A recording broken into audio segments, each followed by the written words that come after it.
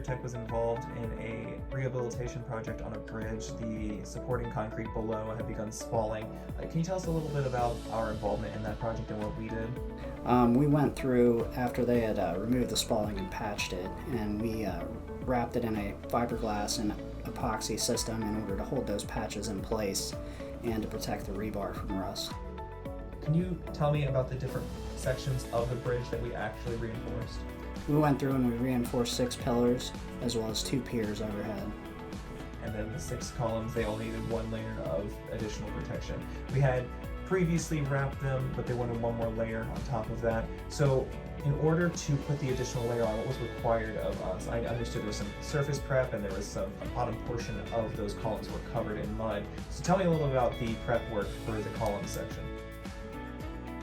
We had to go through and pump the water out. The column repair included roughing up the surface to get a better adhesion for the epoxy.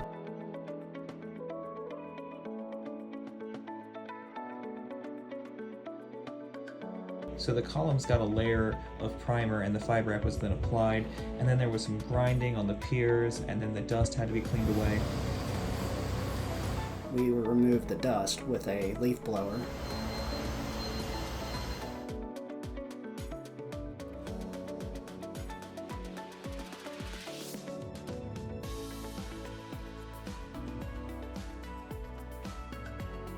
How many layers did we end up doing on the piers themselves?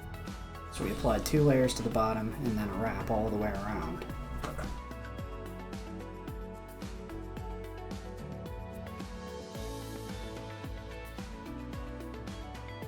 Our involvement with the project was actually wrapping the aging concrete to give it new strength.